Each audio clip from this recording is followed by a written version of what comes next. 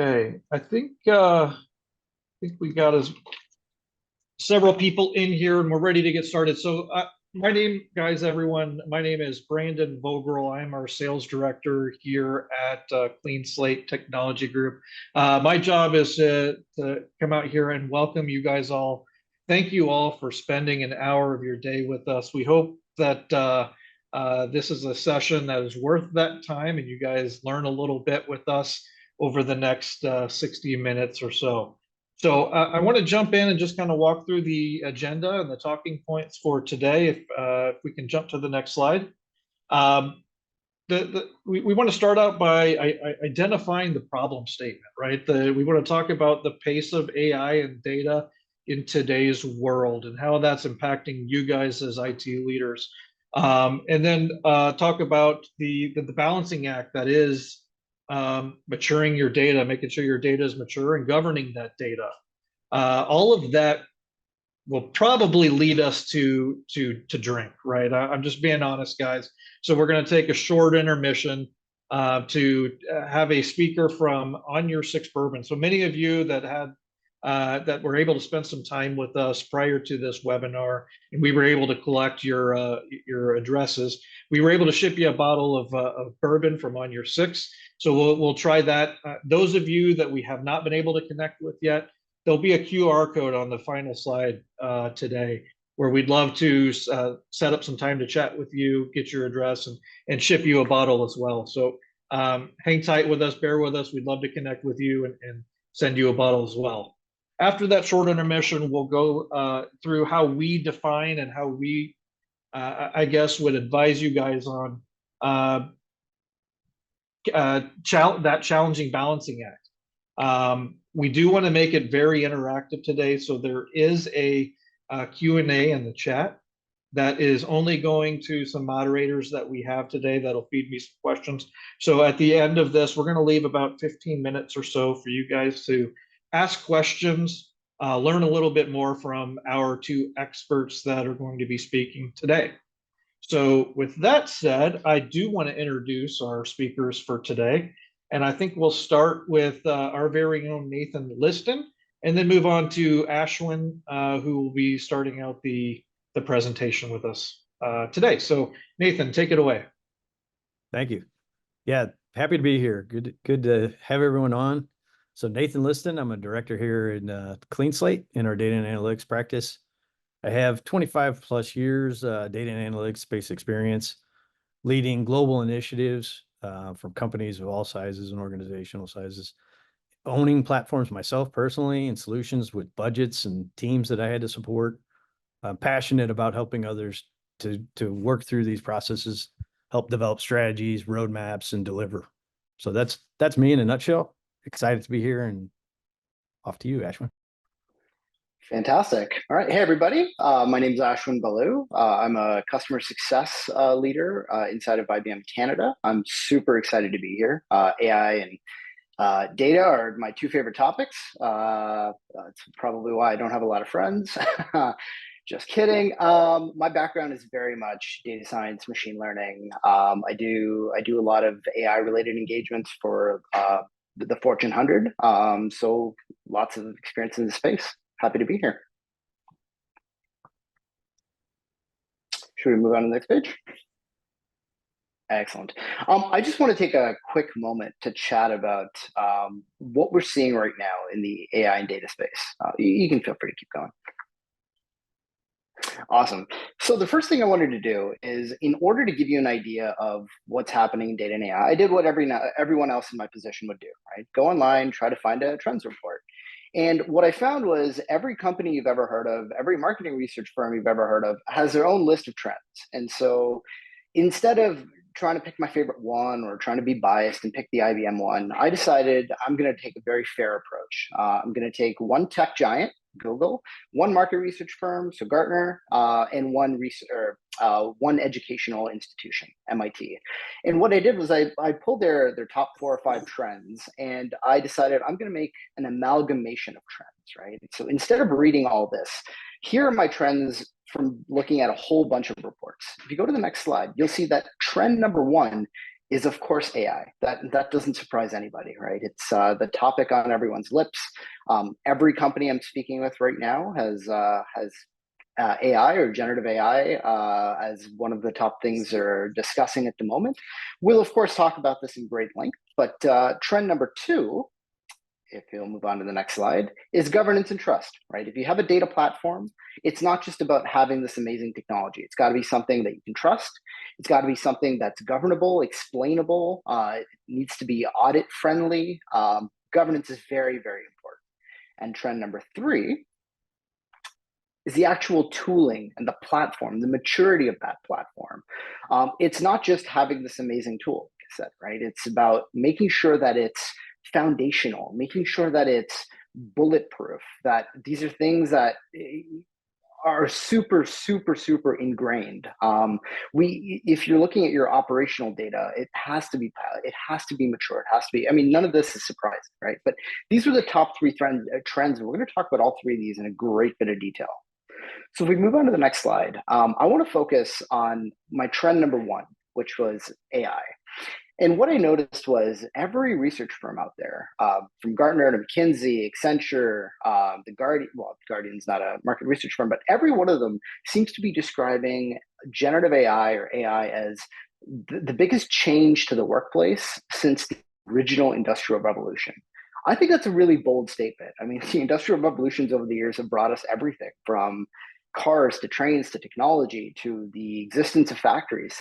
So to say that generative AI is going to have such a big impact, I thought that was really interesting. And another big part of this is I wanted to figure out exactly why or how it's going to have this impact. So if you jump to the next slide, I took a look at the current expectations for what AI can add financially. And again, every research firm has their own number, but on average, the number seems to trend between about $6 and $8 trillion annually. I'm just going to leave a pregnant pause in the air there. $6 to $8 trillion. Now, I don't have that kind of money, so I don't actually even know what that. I can't even fathom what $8 trillion is. So, I mean, is it Taylor Swift money? Is it the market cap of Apple? I just don't know. So to really understand it further, what I did was I took that number and I compared it with the GDPs of the top 10 countries. And here are the GDPs. You'll see that if you advance to the next little bit here, AI would be number 3 on that country list. The financial promise of AI is the equivalent of my country, Canada, France, Italy, UK, and all of them combined, which is amazing and astounding. We can see why there's so much hype. Next slide. Now there's hype, there's clearly excitement. Case in point, we're all here talking about this. But if you look at something like a ChatGPT, in 5 days, they had 1 million users. In 2 months, they had 100 million users. So clearly the scale of this is huge. And I assume that excitement automatically equals adoption, right? Well, from what we've seen, that hasn't really been the case. There's a lot of stumbling blocks on the way to getting there. And you might look at yourself and say, why? There's all this interest. Why isn't everyone inside of AI and making money off of it? Well, there's a lot of stumbling blocks, right? One being trust, as an example. To give you an idea of why trust is so important, I need you to suspend belief for about 30 seconds, all right? But let me use this quick example. I have this amazing tool, all right? I know it looks like a plain white box, but it's not. It's AI, okay? Now, again, suspend belief for 30 seconds. I'm going to ask a question of this AI tool, and it's going to give me a response. Dear AI box, am I the best speaker that IBM has ever seen? Well, I can open it up and find a response. It says, not even close. Well, here's the thing about AI, right? You got to ask the question the right way. That's why prompt engineers are paid the big bucks. So let me try this again. Dear AI, who I have the utmost faith in, am I the best speaker you've ever seen? And of course, the answer is yes, right? No, still a hard no. So here's the thing. Now, I don't know where that data came from. I don't know how that model was created. I don't know anything about it. This may as well be a black box, pun intended. I don't know how those answers were put together. And as a result, I cannot trust it and I cannot adopt it. That is why we have such a big chasm between excitement and adoption. So we'll jump to the next slide. Another piece of this is it really brings us to our topic today, right? Which is balancing this idea of data maturity and speed to market. Everybody wants to take AI and speed to market, but at the same time, you can have this amazingly shiny tool, but if your data platform is not mature, it's going to have holes. It's not going to work. And on the other hand, if you're spending all of your time and all of your effort building this amazing foundation to the house, you're never going to sell it. Right? So it has to be a fine line between the two. And so I'm going to take a step back and introduce Nathan once again. And he's going to take us through data maturity and governance. Thank you, Ashwin. Next slide, please. So yeah, Ashwin did a great job of setting the stage on why there's such an increase in interest in data and AI. And thank you for putting 8 billion or trillion dollars into perspective. If you had that much, I would be calling you and visiting you today. But with that, when we talk about data and AI maturity and this increase in interest, we're talking about increasing capability. We're expanding, and we intentionally say expanding, not replacing, from reactive to proactive. So that's where that potential revenue is, or savings that we're seeing, is using what's there today with knowing what happened. So that's what companies and teams have been doing for years now, trying to get the data together to determine what happened. And then somebody looks at it and says, okay, how can I make a decision on this? With predictive, or the move to proactive, we're trying to get into predictive modeling. And it's something that's been around a while, but it's now just taking off. So it's what will happen. Can you tell me what will happen? Or being prescriptive. How should we respond? Tell me what to do here. Or at the last step, to the right there, the tier of this, it's making automated decisions for me. And that generative AI is really getting into that with generative content. It's actually generating something on behalf of companies. So when we talk about data and AI maturity, we're talking about this increase in capability, but we're also talking about what it requires to get there. Next slide, please.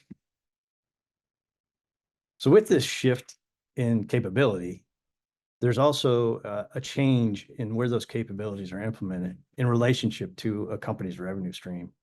And if you look here on the left, I thought this was a pretty interesting way we put together to represent the legacy model, but data and AI and data ML solutions kind of were siloed or in the back behind these application teams, but we're developing these applications and solutions that were front facing. And when I say front facing, I mean actually implemented in the revenue stream, where clients and customers and other businesses were interacting directly with the applications. And then as a backseat, the data analytics process ran. And sometimes those are highly segregated and separated. And other times, many times they were siloed. And if they weren't siloed, they were sometimes in a data warehouse platform that was not a good idea to put in that front-facing role. So with this change in Gen AI and data as a need to move to those predictive capabilities and really realize that revenue, data has to be at the table with those revenue streams. So we're seeing that change in dynamics of the data platforms, the solutions running on them, how they're managed, and the teams that are putting them together is a complete change in paradigm from what it was traditionally. And that move isn't just moving into the application team paradigm, the teams that the application teams, how they were set up, but it's a new paradigm with data, because data is actually representing you in ways that the applications weren't. Next slide, please. So when we talk about this shift to the right, and that's with capability and revenue, putting data directly in the revenue stream in front of our clients, what are our executives seeing before they do that? And some of these we just put together, actually all of these we put together just on experience we've observed or been a part of.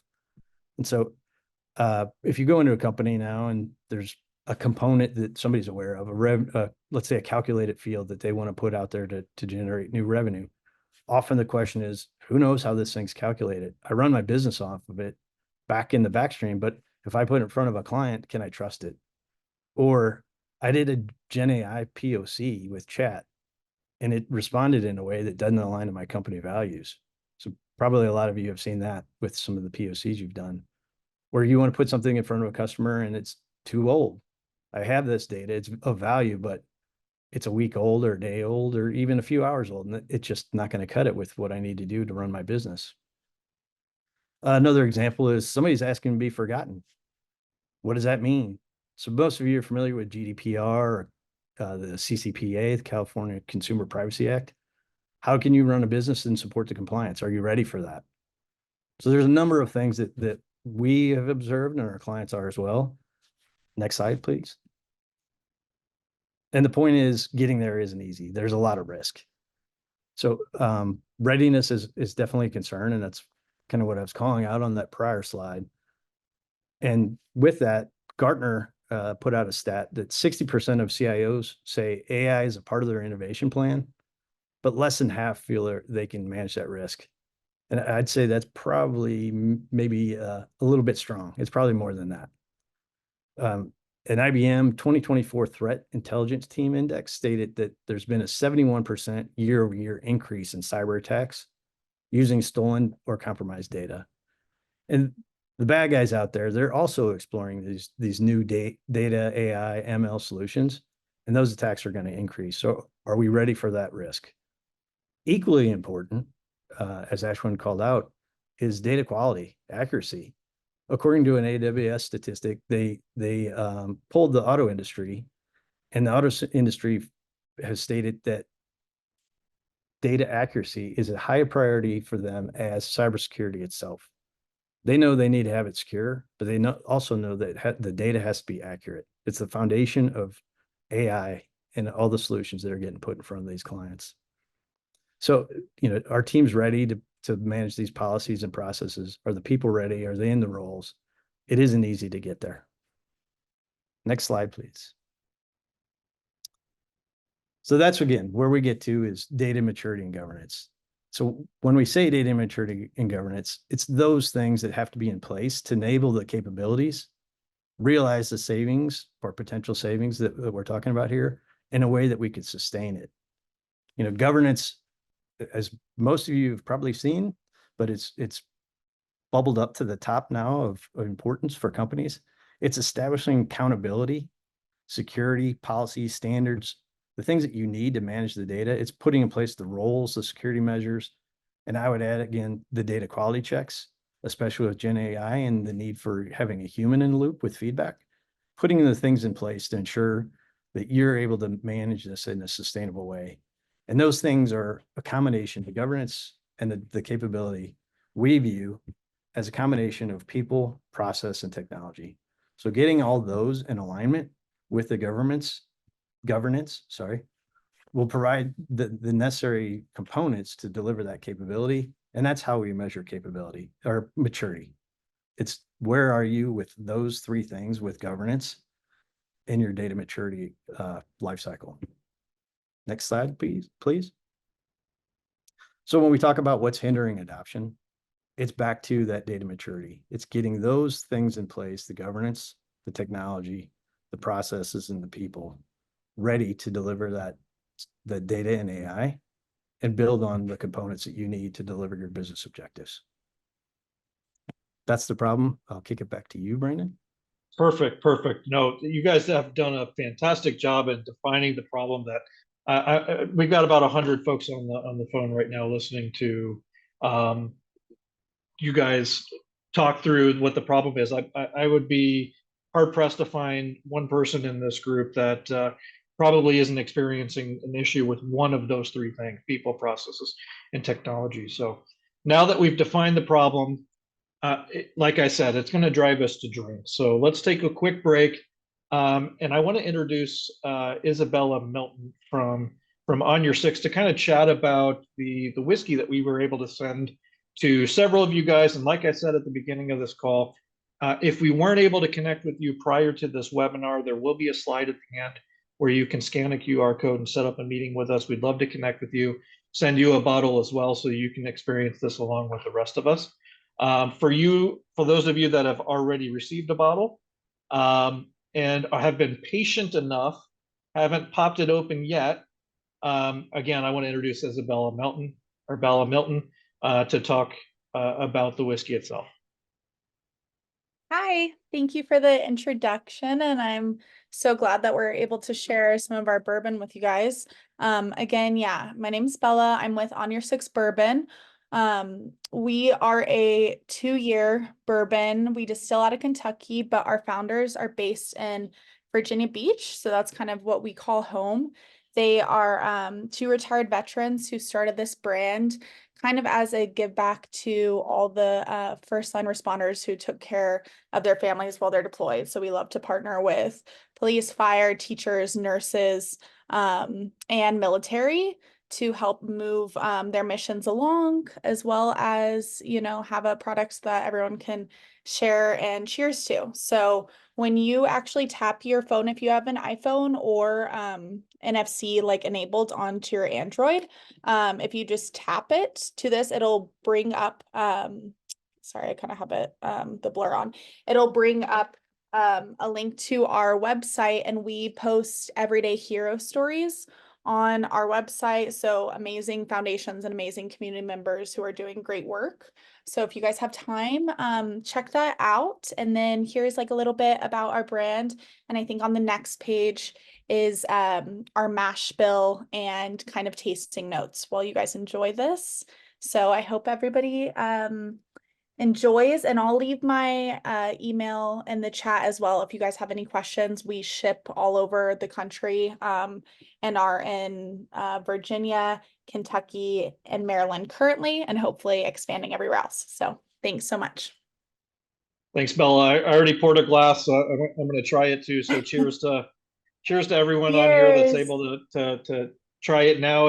If you're at the office and have to wait, we'll get you out the tasting notes as well, so you can as you experience it, you'll be able to see what they were going for here. So thanks, Bella. I appreciate it. Thanks so much. Hope you all enjoy. All right. Well, hey, continue to sip on this while we continue the presentation. Now that we've defined the problem, we've got a drink in our hand. Let's talk about how we attack this challenge. And for that, I think I'm turning it over to Nathan. Correct. Yep. Yeah, thanks again, Bella. And so coming back to this, we're going to talk a bit more about the people, process, and technology and how we balance that. So this image here is representing, that balance of delivery of business objectives with all the building blocks that are needed to support them. Obviously, this isn't a comprehensive list. It's really just showing that there's a number of things that you have there that you have to build or put in place or mature in order to deliver that business objective. And putting it all on a scale on one side or the other isn't a recipe for success. So we're going to kind of walk through how we navigate that. So next slide, please. So we view this, one of the first things we look for if we're doing a strategy or helping a company out with delivering this is, do you have a vision? You have to have a vision. You have to, that everybody can adhere to, or everybody can follow. It's the North Star that you're trying to deliver. And so we look for that. That's the first thing that we suggest you have.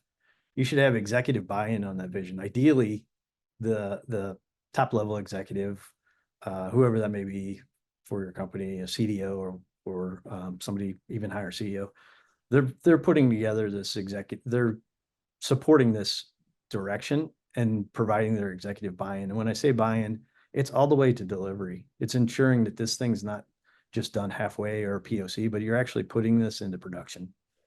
So you really need that support. You also want to link this to your business objectives and be clear on what it is these programs are going to do for you. Are you trying to reduce risk? Are you looking to save money? Are you trying to increase client engagement? Is there additional revenue to be had? So be clear on what that objective is. And maybe it's all those things, but something's going to take priority or be something that you're going to want to focus on first. So again, begin with the vision. Next slide, please. And know where you are with that vision. So this is step 2, basically you have a vision. Where are you as a company? So we here at Clean Slate have an evaluation framework that we use that assesses your framework of people, process, and it uses a well-architected review plus our own process to evaluate where you are with those people, process, and technologies. We use this to go in and apply it based on your vision. And if you don't have a vision in place, we help you develop one. But basically know where you are so that you know where you're going to need to focus in the delivery of those capabilities. So again, Clean Slate can help with that if needed. If you don't have one, I suggest and you're not willing to or don't have the time to reach out to us, develop one. Evaluate however you can. Create your own assessment, your own surveys, but obviously we're here to help. Next slide, please. And big bang, don't big bang. And so we contemplated leaving this one out, but it's very important. And that is all those building blocks as we go through the people, process, and technology. We'll get into the platform here in a minute. Don't try to cover everything all at once. I've seen companies try to develop a complete data lake and deliver everything off this lake first. Before we move forward, we have to get everything in the lake.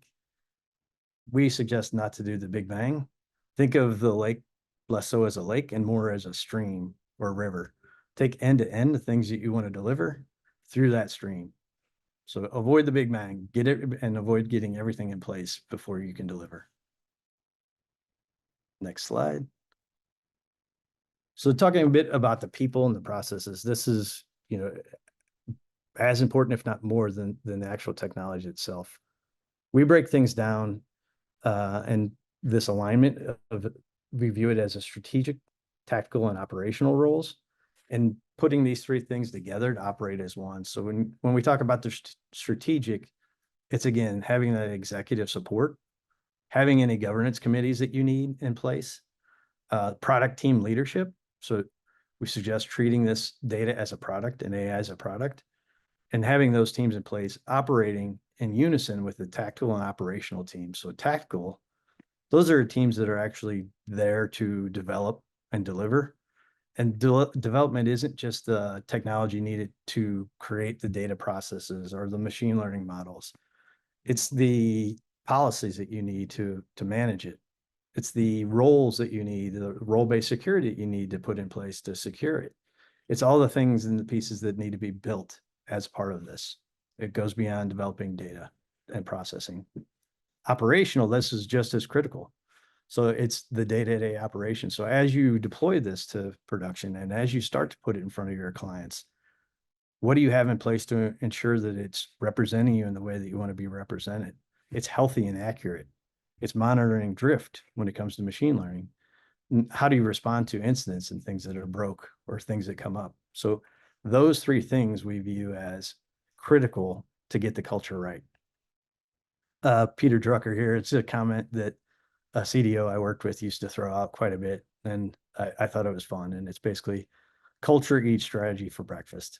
So you could have a great strategy, but if you don't get the teams in order and organized and aligned, your strategy is going to be thrown out. It's going to be eaten for breakfast.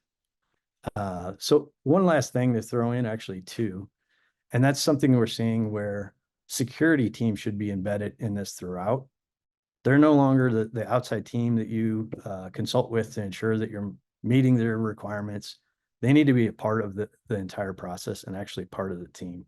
So that's one important call out. A couple of others are, if you can separate out the individuals that are developing your new technology, we've seen that deliver great success. I think Gartner calls it a mode 2 operating model. And there's ways of doing it with part of your team and partners, or just different ways to organize that. But that really helps expedite the process of this by taking those out of the day-to-day activities that need to be done to run the business and separating those out from the things that you need to do to move forward on this maturity curve. Lastly, I would say develop data champions. So as you develop these roles and establish these teams, have somebody that's a champion that's willing to represent what you're trying to do and really be the person that kind of is the cheerleader helping to drive this thing forward and represent you in the way that you want to be represented. So the next thing to consider is the technical platform and the needs that you're going to have with that. And so I'll kick it over to Ashwin to talk a bit more about that. Awesome. Awesome. Thanks, Nathan. Yeah, for the next little bit, I want to talk about the actual platform technology itself. Now, as a backdrop, I'm using the IBM Watson X platform, but my comments are going to be much more general in nature. Okay, they're not going to be specific to the technology, but I am going to use this technology to show you how some of what I'm describing comes to life, right? So the first thing you want to do is, from a platform perspective, it's not about individual tools that you're bringing together and trying to duct tape together, that's not really going to work. What you need is a platform that's extensible, that's open, that it can be connected as part of the rest of your ecosystem, right? For the vast majority of projects, these are not ones that are net new where you can create from the ground up. These are having to integrate processes, technologies, software that you've already invested in, right? So for that, you need to make sure that your platform is open. Now, for the IBM watsonx platform, which is our generative AI platform, the underlying layer is Red Hat OpenShift. And the reason for that is because we know that not everybody is on cloud. Not everybody is on-prem. You see a lot of new startups, and they're all cloud only. But what happens to the traditional systems, right, where the data cannot go on cloud due to its sensitive nature? How do you protect those? How do you make sure that you connect this with the new technologies that you're bringing in? So open is very, very important. Another piece of this is multi-cloud, right? I mean, the vast majority of companies have upwards of 5 clouds that they're working with. So you need to make sure that this platform can work on the IBM cloud, on the Google cloud, on Amazon's cloud, on Microsoft's cloud, whomever else you have. So it needs to be both open, needs to be hybrid, and it needs to be vendor agnostic. And as part of that, one of the reasons that I think IBM is sort of describing or being emblematic of this open concept is very recently, actually in December 2023, so about 7 months ago, we put together the AI Alliance with Meta, formerly known as Facebook.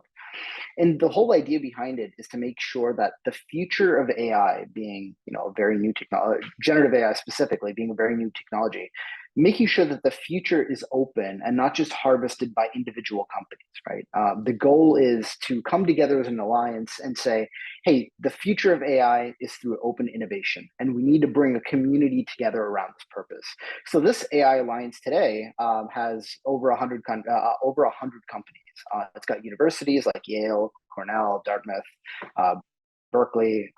It's got startups and enterprises.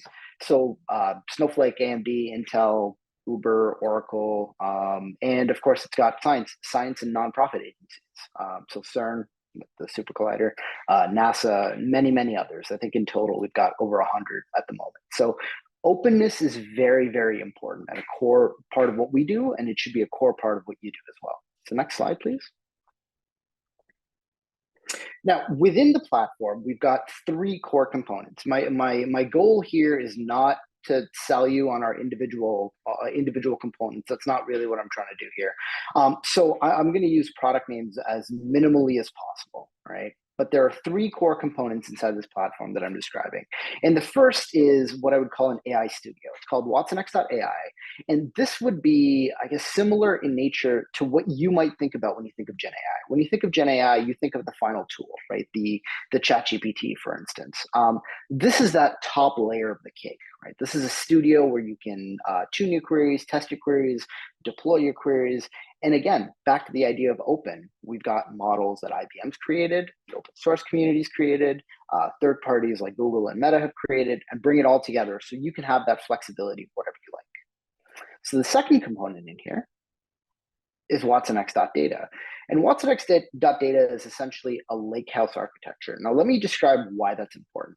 Over the last 10 years, I would say, I've spent so much time trying to help companies put together a data lake strategy, right? And what we've really learned over those 10 years is it's massively challenging. And it's challenging for a number of reasons. One, you still end up having multiple copies of data, and you have one engine through which everything flows. So not only is it a bottleneck, it's also not appropriate. Think about having a Ferrari, right? If you have a Ferrari, yes, you're going to do amazing things like go on the track, but you're not going to use it for day-to-day shopping. You're not going to go pick up your kids, from daycare with it, right? You need to have a different vehicle based on what you're trying to accomplish. So as far as I'm concerned, I mean, a Ferrari has 2 purposes. One is to race on a track, and the other is to sit on your driveway so your neighbor knows you better. Those are the only 2 reasons you have a Ferrari. Now, from a lakehouse architecture perspective, this solves that issue, right? It allows you to have multiple engines. So if you have an appliance that's meant for, the queries that you need to run right away, that you need immediate response times for, absolutely go invest in that appliance. But at the same time, if you need something where you can wait a little bit, but you have a much, much better cost performance benefit, you can have that other engine as well. And it's an open source engine. So a lakehouse architecture is very much the way to go. And we provide that. What I would say is, from an AI perspective, making magic is actually not that hard. I mean, if you are able to take public data, industry data, and your enterprise specific data and bring them together, you can make true magic. But it's easy for me to say that, and it's a challenge to actually bring that data as if it was a single system. It's a lot harder to actually bring that into practice. So a lakehouse architecture can certainly help you with that. The third component I want to mention here is governance, right? So watsonx.governance. You need to make sure that as you've created your models, as you've deployed your architecture, that it stays on the right course, right? You need to monitor the health of these models. You need to make sure that it's still accurate. If I were to take a vehicle and put it in the middle of a desert, no trees, no landmarks of any kind to follow, and said, drive straight, well, if I wait 2 hours, that car is not going to go in a straight line. It's going to deviate all over the place, right? Because there's no markers. And models in AI are exactly the same way. You can't just assume that because they worked on day one, they're going to be as perfectly accurate in the future. So you need to make sure that you're automatically monitoring. Another part of this is bias. Now, when I describe bias, there's probably one main thing going through your head. Right? Bias in terms of gender, background, that kind of thing. Absolutely. But there's also bias in a few other ways. I'll give you a couple of examples, right? There's bias that we know about, or we've sort of built up over time as humans. I'll give you one really quick example. I've got 3 kids. The youngest is about a year old, but he's perfect. He'll never do anything wrong. We're just going to set him aside for a second. My other 2 kids, on the other hand, they have a constant battle of, no, I touched this toy first. No, I looked at it first. No, I breathed on it first. And there's just constant fights. Now, as a parent, I go through this 35 times every hour. But over time, I've built up the knowledge that one of those 2 kids is more reliable than the other in terms of narrating what has taken place. And so I have a bias that when these situations occur, I'm going to believe one 70% of the time versus 30% for the other. So this is a bias that I've built up over time, and models are exactly the same way. Based on the responses that have been given in the past, models can also be biased.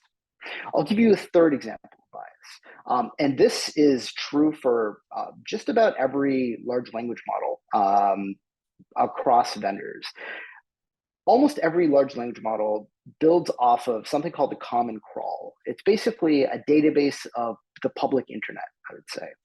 And if you look at that database of documents and text that has been put together, per million words, there are about 6,700 instances of the word he and about 3,000 instances of the word she.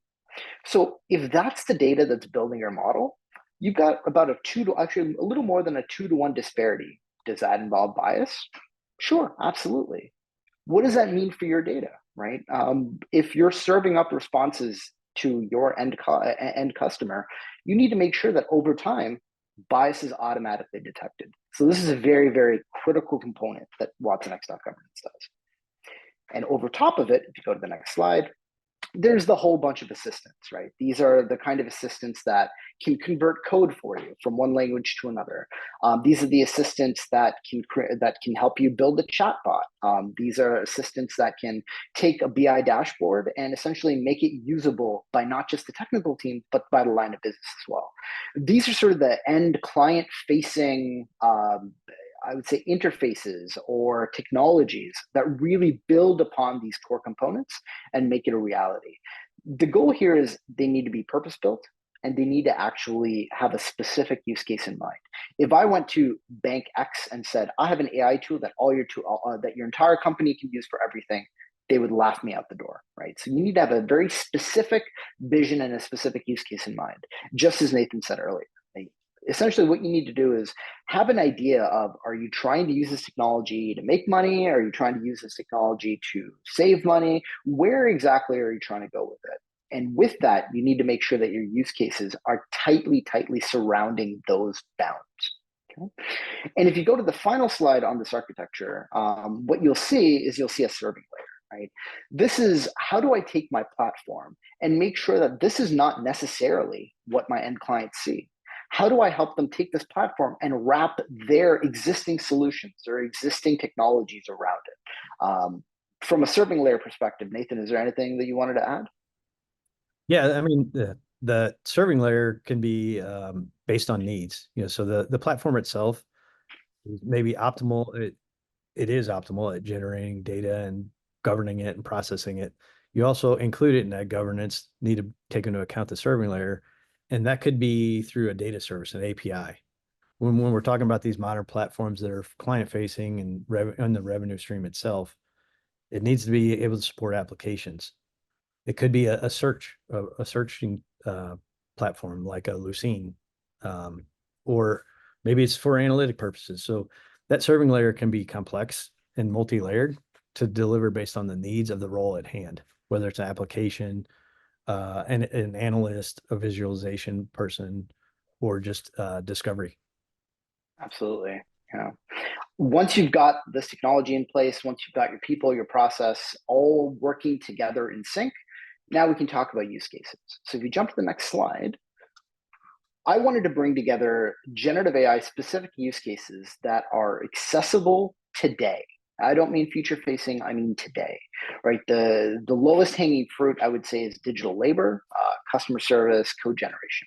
These are the three that I would say the biggest buckets in which generative AI falls in today. But there's much more to it. I'll give you an example from a security perspective. At the World Economic Forum earlier this year, the world's biggest bank, I'm trying not to use the name, the world's biggest bank described that every single day they face 45 billion, with a B, hacking attempts. Now, imagine being the database or the security administrator there, seeing 45 billion attempts on their systems every day. It would be impossible, right? So what you need is an AI system potentially that can say, hey, these are just the small set you need to focus on. Everything else, not a big deal, easily taken care of. So sifting the high priority from low priority is very important. AI can absolutely do that based on historical precedent. Right? Another example is sports scouting. There's a Spanish soccer team, football team, if you will, that is essentially changing how they do scouting. You have all these scouts over the years that have written books and books about each individual player, but collecting them together and analyzing them is very challenging. But AI, specifically generative AI, can absolutely do that. They can bring all of that data together into one system, ingest it, and give you a short summary. And you can ask questions of it, right? Where is this player going to be effective? What kind of positions does he or she, likely excel at? And once you have an answer, you need to make sure that that answer has, hey, this is where I got the information. So it's links back into the source material.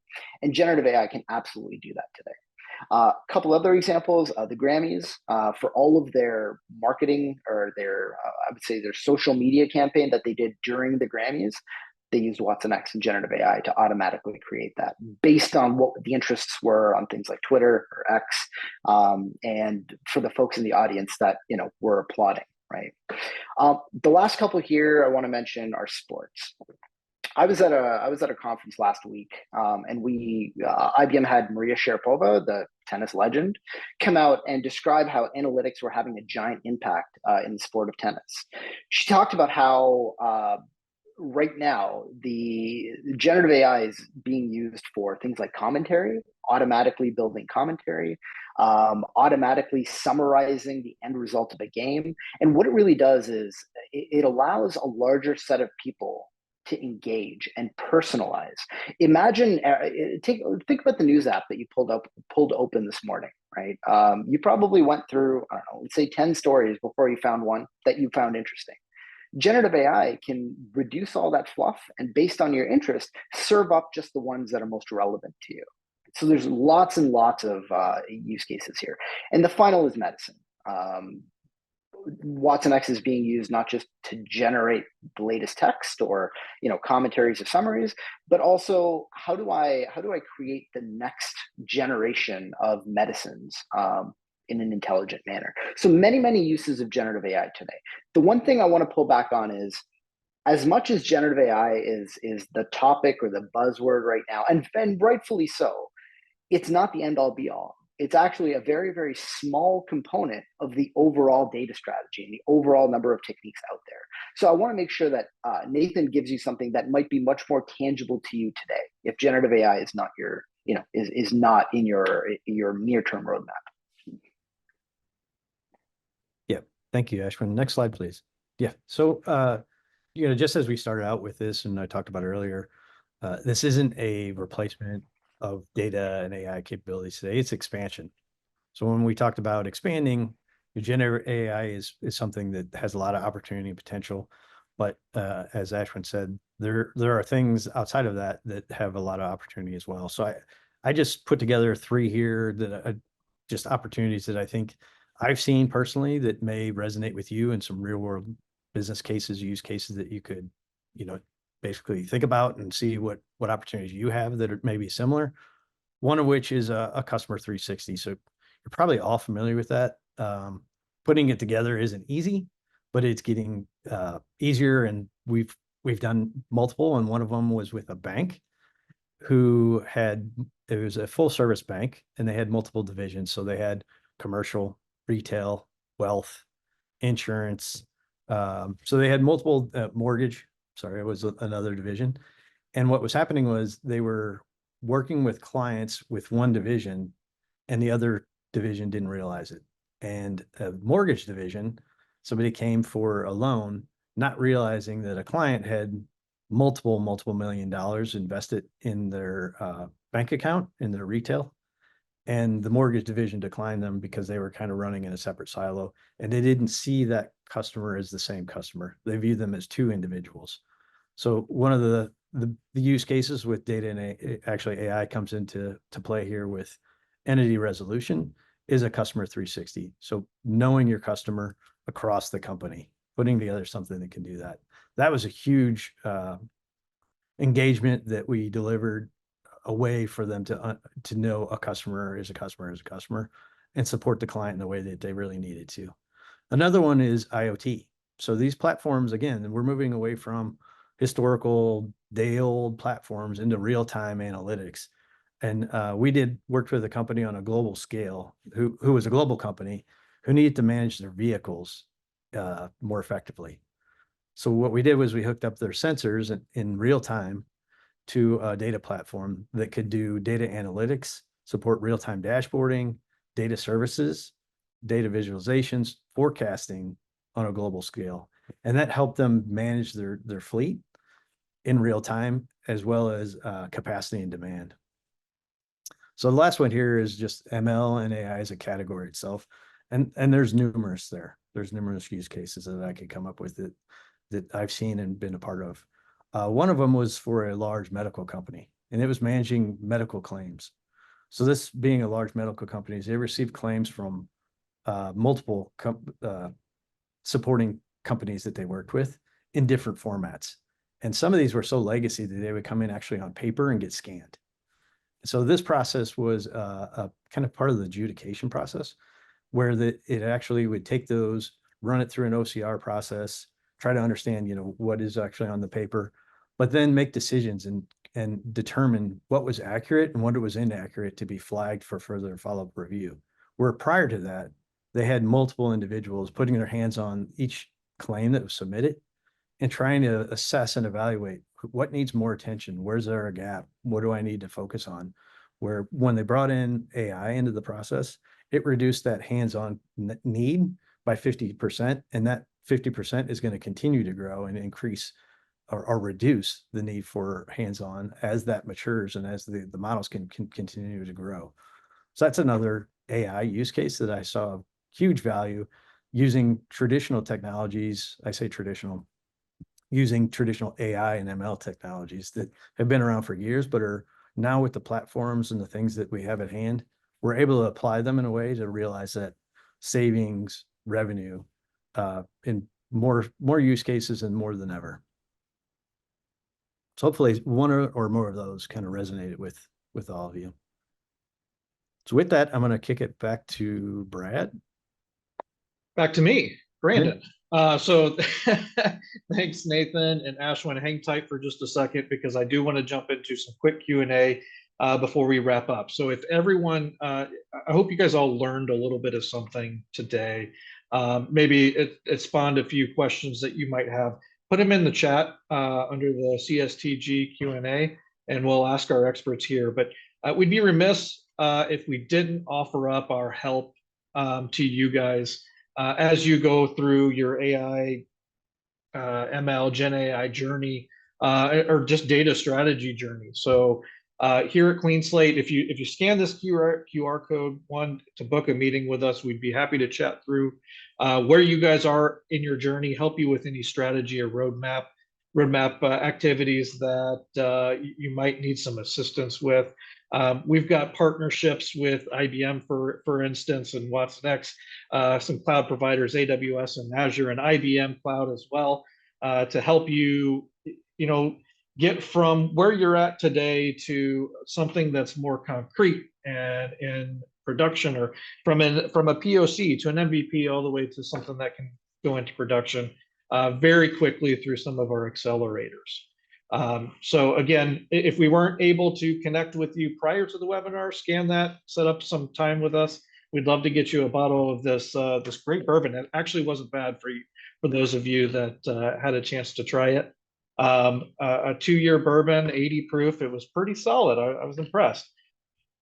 So as these questions file in, I'm going to start with one, and I'd love to hear from let's start with Ashwin, just by alphabet here. We had 100 folks on the call today, and I bet again we'd be hard pressed to find anyone of those 100 who haven't used a tool like ChatGPT or Copilot.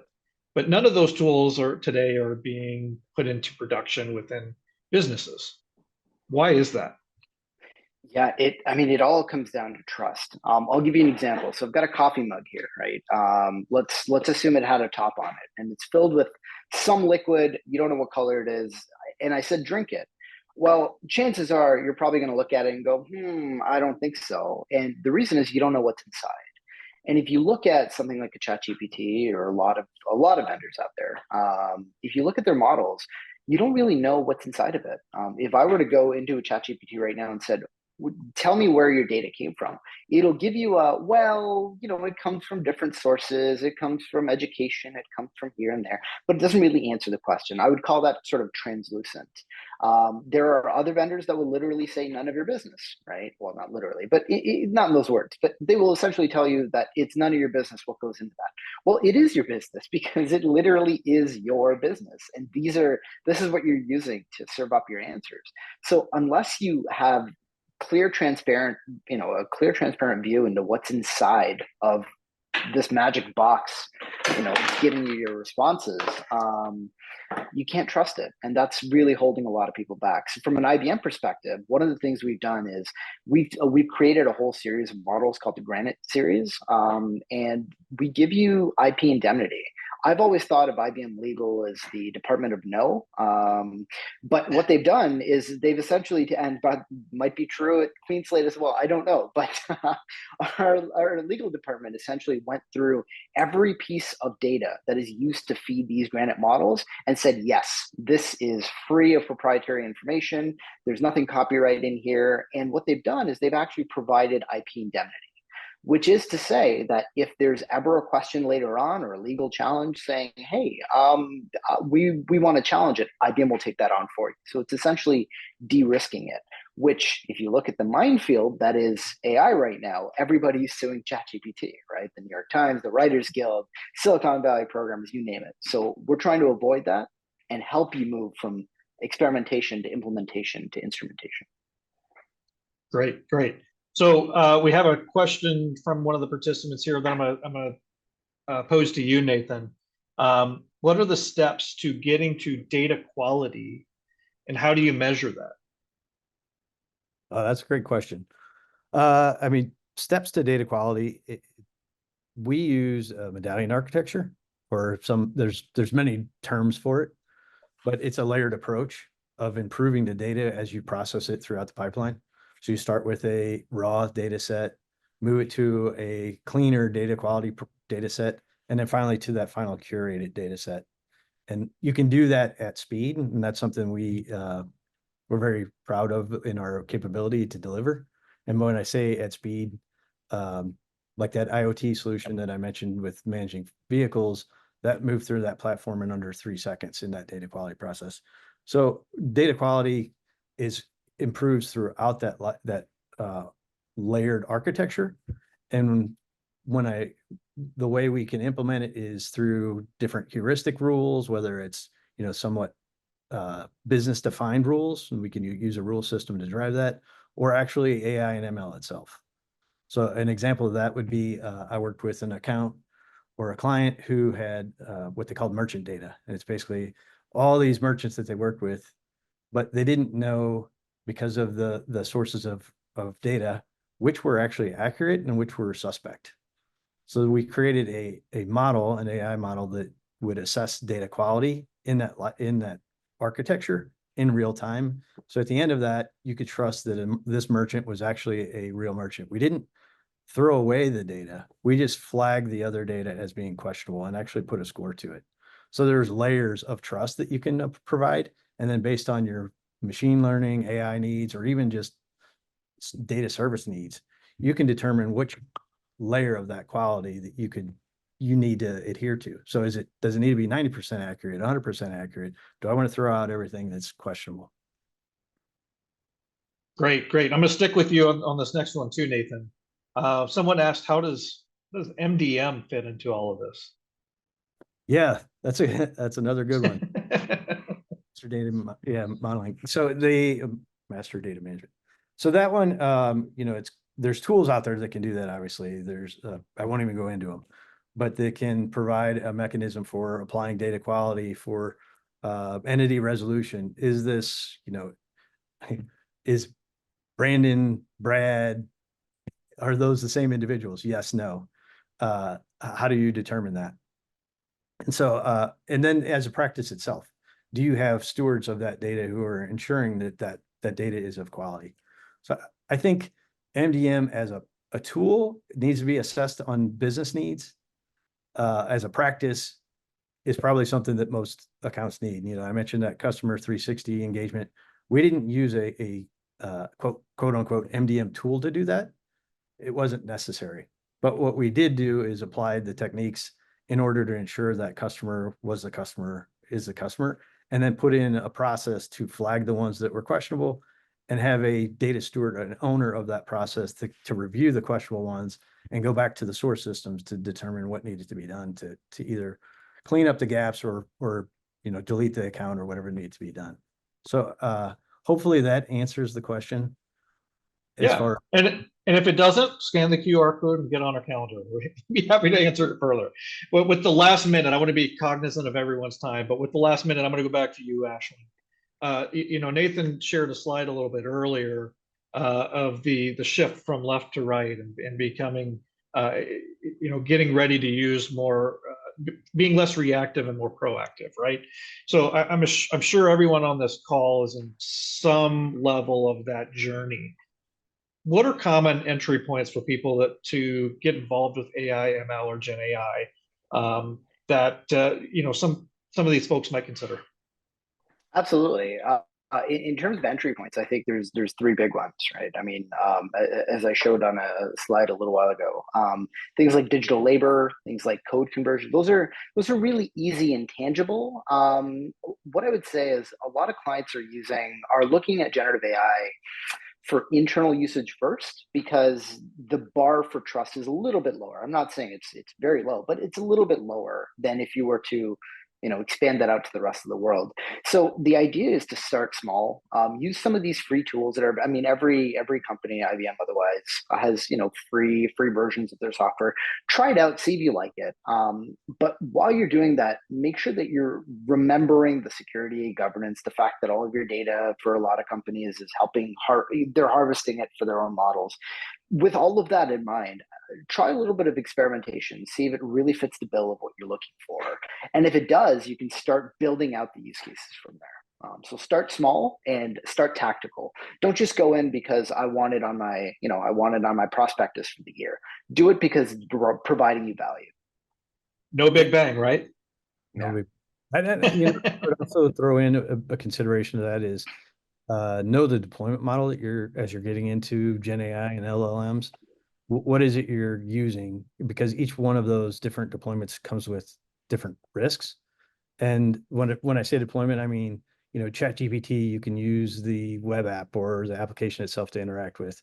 The risk on that is, lower as far as how you're interacting with it. The next level up, maybe you're using an API to implement your own. You're using a license model as another one, pre-trained model, you're developing your own. So there's different methods to deliver Gen AI, and each one of those has its own level of risk and level of capability. So align that with your needs, and I would say start on the lower end of the risk as you work your way up. Perfect. So thanks again, Nathan and Ashwin, for this hour-long presentation. We really appreciate it. Thanks to everyone that stuck with us, and again, I hope you guys learned something while you were on the call here. If there's anything that we can do to help, please let us know. And enjoy the rest of the day and the bourbon. It was delicious. So we'll talk to you soon. Thanks all. Bye, everybody. Thank you.